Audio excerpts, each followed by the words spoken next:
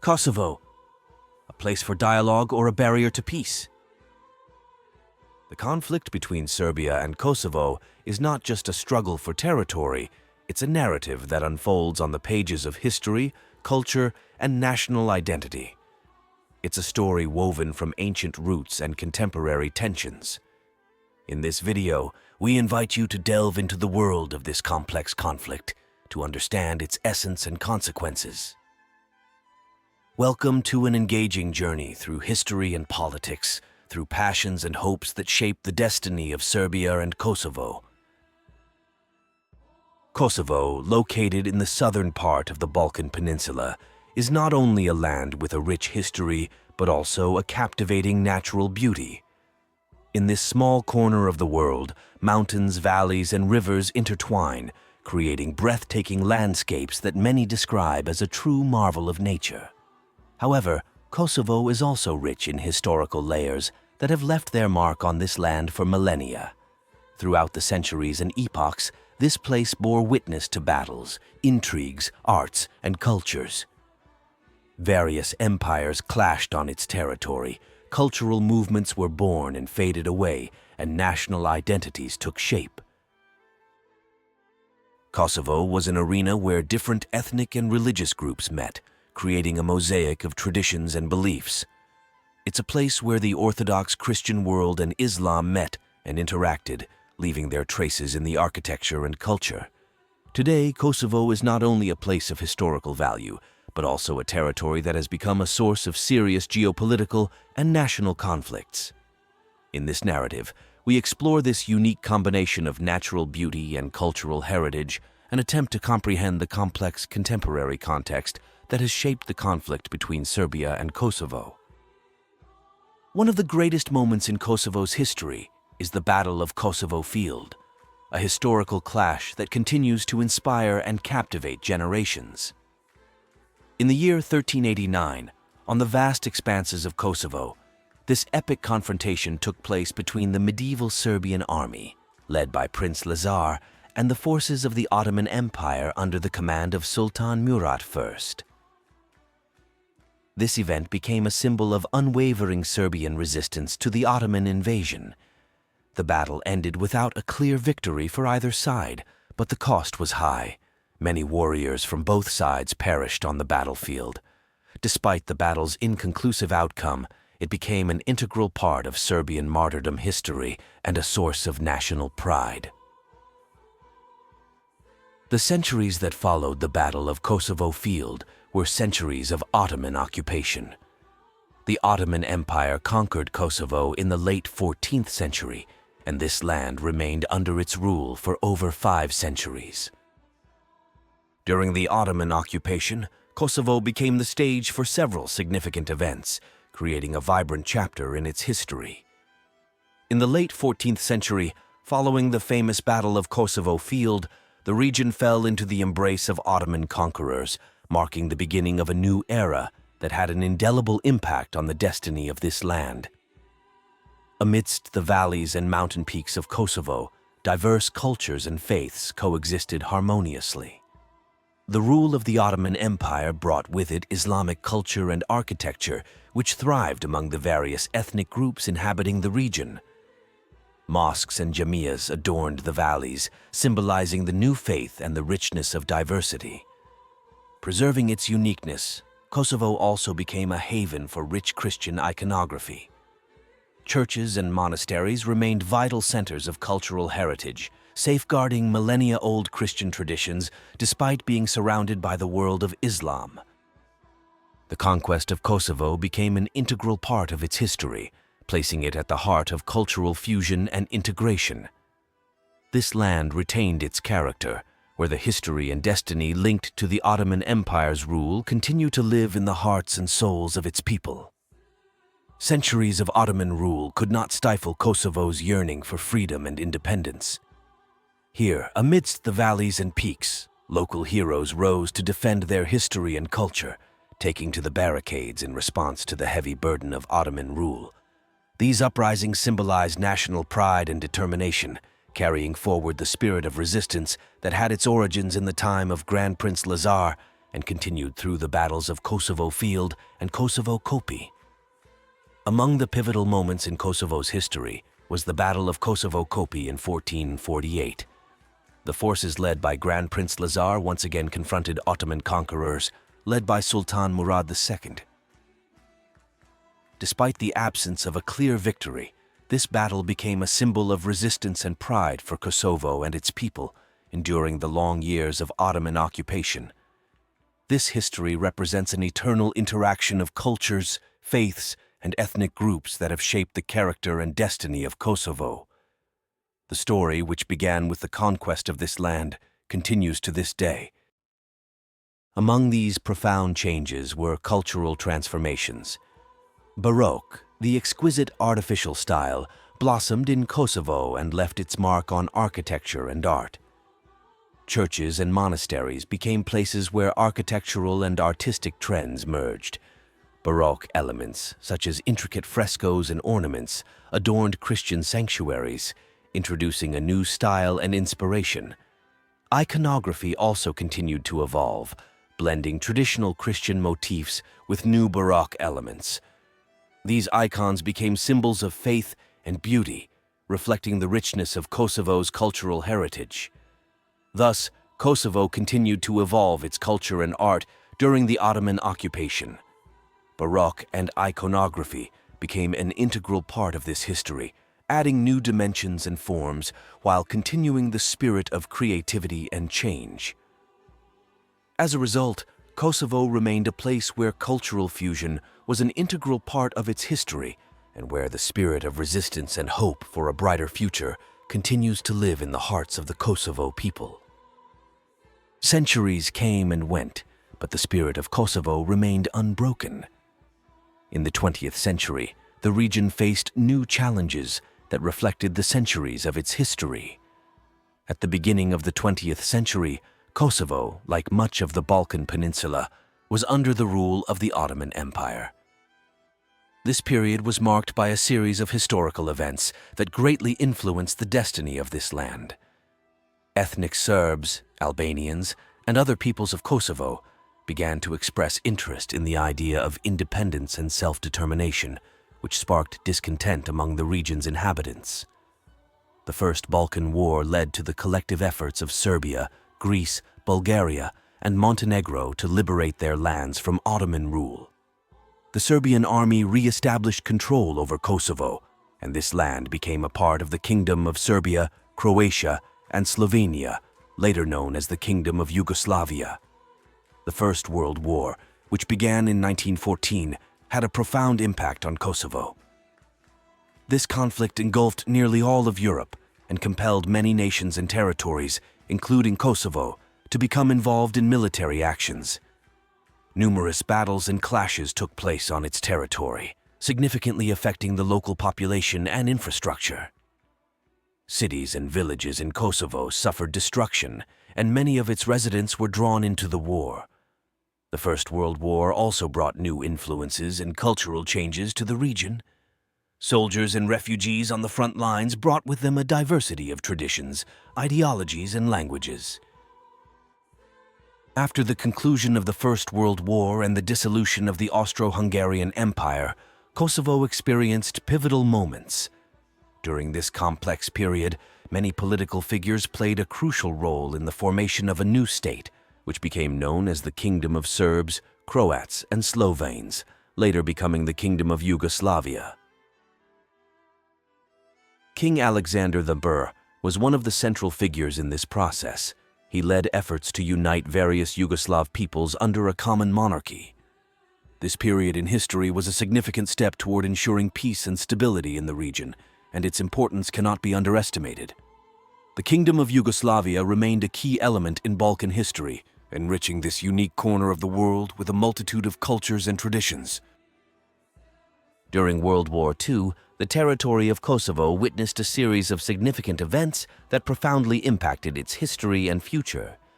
In 1939, on the eve of World War II, Italian forces entered Kosovo, as well as other parts of Yugoslavia. This was part of a large-scale Italian-German occupation of the Balkans preceding Italy and Germany's entry into the war. the occupation had a significant impact on the lives of the local population.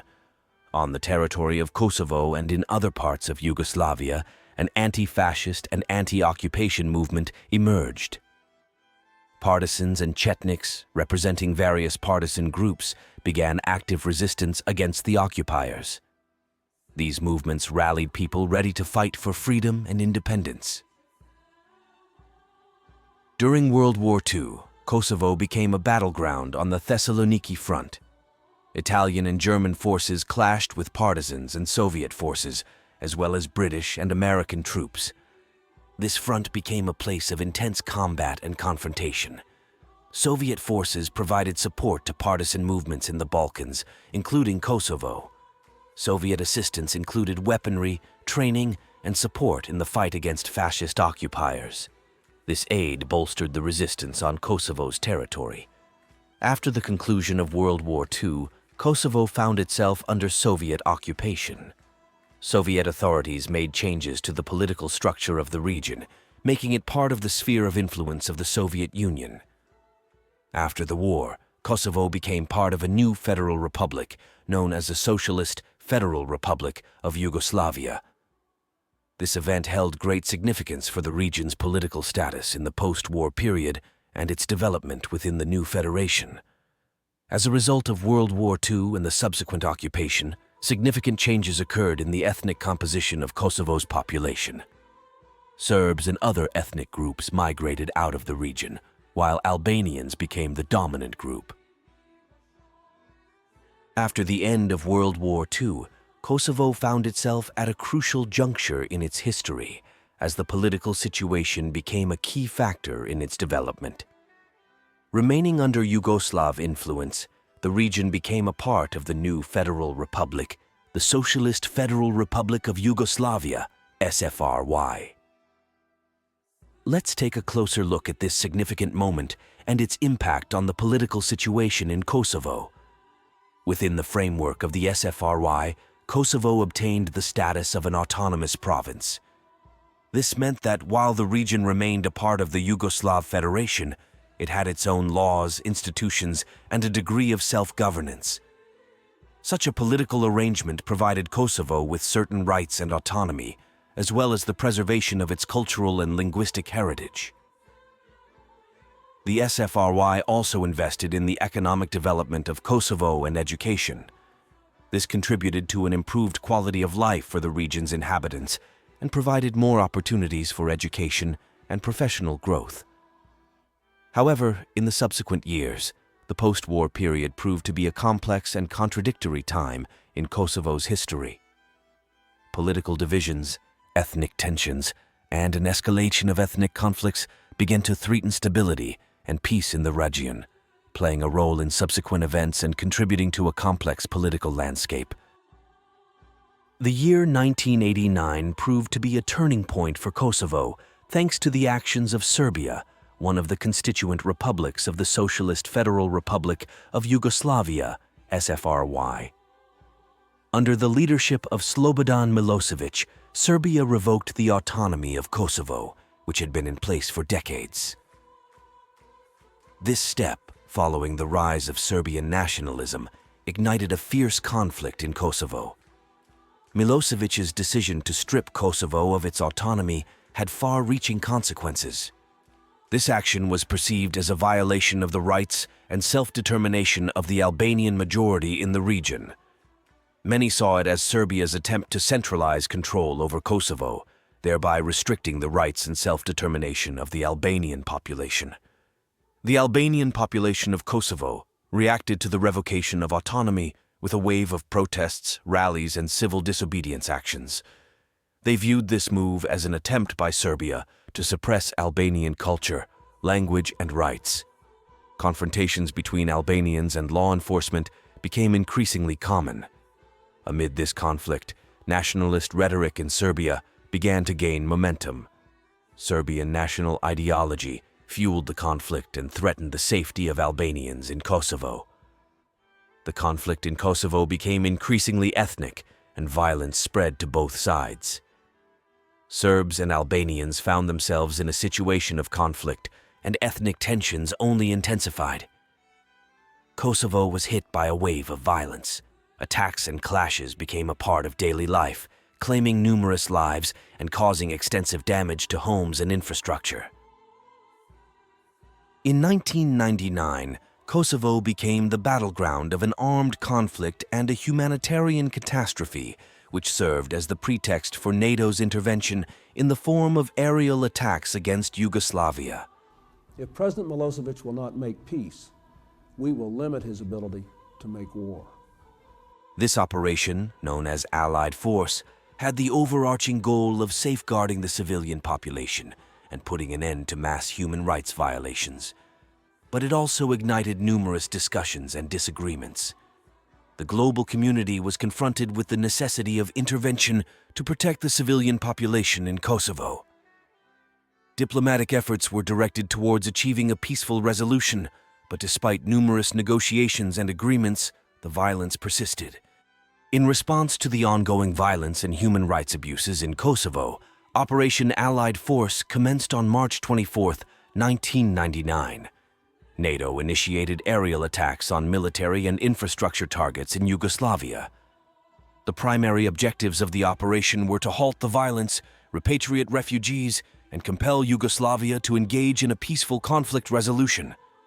The bombings persisted for 78 days, resulting in substantial damage to Yugoslav infrastructure and a severe blow to the Yugoslav economy.